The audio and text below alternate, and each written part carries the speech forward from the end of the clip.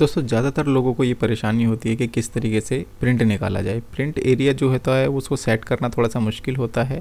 Print area आज हम लोग सेट करना सीखेंगे और आप देखेंगे कि किस तरीके से हम अपने जो प्रिंट्स हैं उनको निकाल पाएंगे और किस तरीके से उसका जो एरिया है कितना ज़्यादा से ज़्यादा एरिया हम कवर कर पाएंगे। तो चलिए देखते हैं।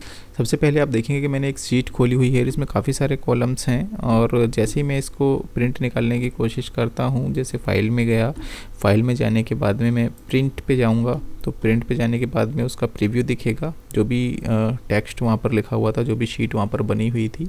आप देखेंगे कि सारा जो टेक्स्ट था वो इसमें नहीं आया है, क्योंकि अगर मैं इसको यहाँ से पेजेस में नीचे जाके देखूँगा नेक्स्ट पेज करके तो देखिए 2 कॉलम्स हैं जो एक्स्ट्रा थे वो इसमें नहीं आ रहे हैं। तो इनको सेट करने के लिए हम लोग क्या करेंगे, और एक चीज़ मैं और आपको दिखाऊंगा। जैसे कि मैं नेक्स्ट पेज पे करता हूँ तो देखिए नेक्स्ट पेज में आने पर ये जो टाइटल है ये भी आपको दिखाई दे रहा है। तो ये टाइटल कैसे दिखाई दे रहा है, अगर आप अपने पेज प्रीव्यू को देखेंगे, प्रिंट प्रीव्यू को देखेंगे तो उसमें आप देखेंगे कि ये जो टाइटल है सिर्फ एक पेज पर ही दिखाई देगा।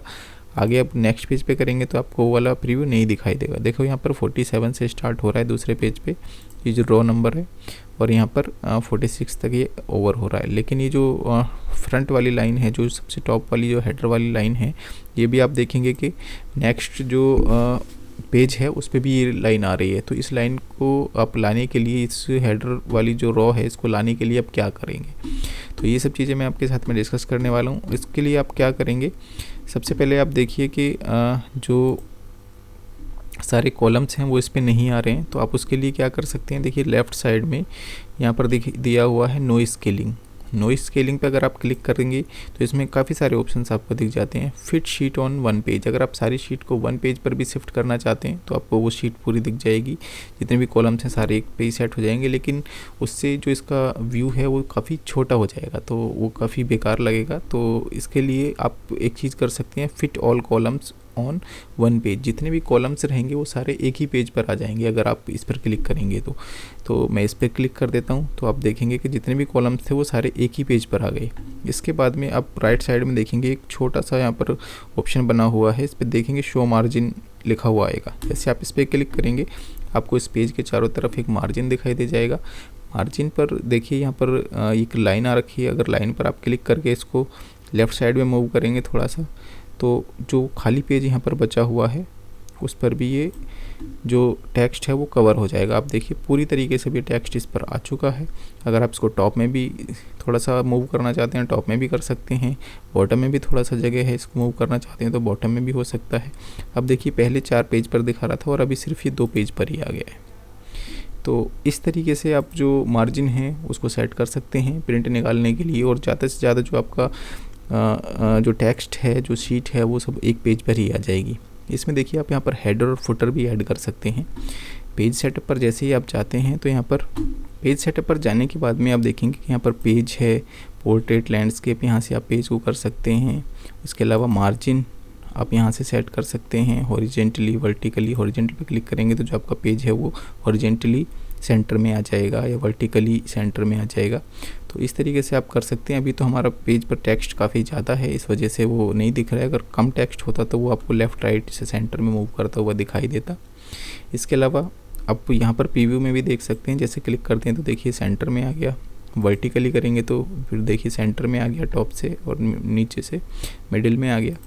तो इसको आप कर सकते हैं। इसके अलावा हेडर फुटर पर जैसे आप क्लिक करते हैं तो कस्टम हेडर और कस्टम फुटर 2 चीज़ें होती हैं। ये कस्टम हेडर पर आप क्लिक करते हैं तो लेफ़्ट सेक्शन जो यहाँ पर दिखाई दे रहा है आपको, आप उसमें कुछ लिख सकते हैं।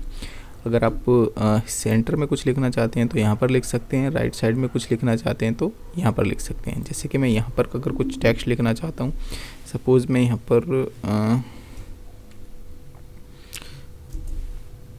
ABC कुछ टेक्स्ट लिखा, यहाँ पर XYZ कुछ टेक्स्ट लिखा, और यहाँ पर सपोज देखो यहाँ पर भी ऑप्शन दे रखे हैं, इस पर आप क्लिक करेंगे तो यहाँ पर डेट और टाइम भी आ जाएगा। यहाँ पर टाइम आ गया। इसके अलावा किसी फाइल का पाथ यहाँ पर इंसर्ट कर सकते हैं। आप कोई इमेज चाहते हैं तो इमेज भी इंसर्ट हो जाएगी। तो ये काफ़ी सारे ऑप्शंस हैं। अब देखिए डेट पे क्लिक करेंगे तो यहाँ पर डेट भी आ जाएगी। ठीक है, तो ओके करेंगे तो सेम चीज़ यहाँ पर ओके करेंगे तो आपको इस पेज के टॉप में वो सारी चीज़ें देखने को मिलेंगी। यहाँ पर ABC मैंने लिखा था लेफ़्ट में, सेंटर में XYZ लिखा था, यहाँ पर डेट और टाइम।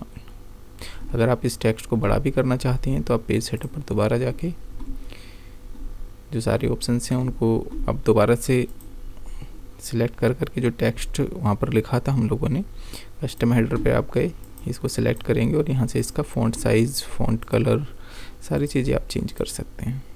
ये सारे ऑप्शंस आपको यहाँ मिल जाएंगे, ठीक है। इसके अलावा इसको भी कर सकते हैं ओके करके।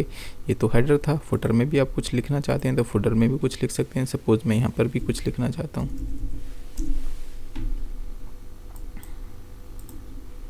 सेंटर में कुछ मैं लिखना चाहता हूँ, ये देखिए ओके करूँगा तो फुटर में भी आ जाएगा।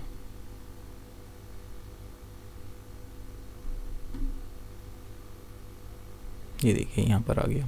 तो इस तरीके से आप जो अपने पेज है उसका मार्जिन सेट कर सकते हैं, पेज पर हेडर फुटर सेट कर सकते हैं। ये कई सारे तरीके हैं जिनसे आप अपनी एक्सेल में अच्छे तरीके से प्रिंट निकाल सकते हैं। एक चीज़ मैं आपको और बताना चाहूँगा कि जैसे आपने ये फर्स्ट हेडर में देखा होगा कि जैसे ये ऊपर वाली जो रो है ये दिखाई दे रही है, जैसे नेक्स्ट पेज पर हम करते हैं क्लिक तो नेक्स्ट पेज पर भी ये रो दिखाई दे रही है। तो इसके लिए हमको क्या करना पड़ता है, इसके लिए हम यहाँ से बैक जाएंगे। बैक जाने के बाद में हम यहाँ पर पेज लेआउट पर क्लिक करेंगे। पेज लेआउट पर क्लिक करने के बाद में जैसे ही हम प्रिंट टाइटल पर क्लिक करते हैं तो प्रिंट टाइटल में ये ऑप्शन दिखाई देता है, देखिए रो टू रिपीट एट टॉप। जैसे मैंने इस पर क्लिक किया, इस पर क्लिक करने के बाद में फर्स्ट वाली रो मैंने सेलेक्ट की हुई थी, जिसकी वजह से जितने भी पेजेस इसमें बनेंगे हर पेज पर ये जो फर्स्ट रो है वो रिपीट होती चली जाएगी। अगर मैं इसको यहाँ से हटा दूंगा तो उसके बाद में ये रिपीट नहीं होगी। मैं आपको एक बार हटा के दिखाता हूँ, पहले लगी हुई थी ये, ओके मैं कर देता हूँ इसको। और जैसे मैं इसका प्रीव्यू अभी देखूँगा, प्रीव्यू देखने के बाद में आप देखेंगे कि जैसे मैं नेक्स्ट पेज पे करता हूँ तो उसके बाद में ये वाली रो आपको दिखाई नहीं देगी, देखिए गायब हो गई, ठीक है। अगर मुझे ये वापस लेके आनी है तो मैं यहाँ पर प्रिंट टाइटल पे क्लिक करूँगा, रोज रिपीट यहाँ पर क्लिक करूँगा और ये वाली रेंज जो रहेगी, ये वाली रो रहेगी, उसको मैं सिलेक्ट कर दूँगा और इसको ओके कर दूँगा। जैसे ही मैं इसको ओके करूँगा उसके बाद में मैं जैसे ही प्रिंट प्रीव्यू पे क्लिक करता हूँ, प्रिंट प्रीव्यू पे क्लिक करने के बाद में आप इसको पेज को नेक्स्ट में मूव करके देख सकते हैं। सेकंड पेज पर भी वो जो लाइन थी, जो हेडर वाली लाइन थी वो रिपीट हो गई है। तो दोस्तों इस तरीके से आप अपने जो प्रिंट्स हैं उनको निकाल सकते हैं और मैं आशा करता हूँ आपको ये वीडियो पसंद आई होगी। तो इसी तरीके की वीडियोस देखने के लिए आप मेरे चैनल को सब्सक्राइब कर सकते हैं, बेल आइकन प्रेस कर सकते हैं, जिससे आने वाली वीडियोज़ के नोटिफिकेशंस भी आपको मिलते रहें।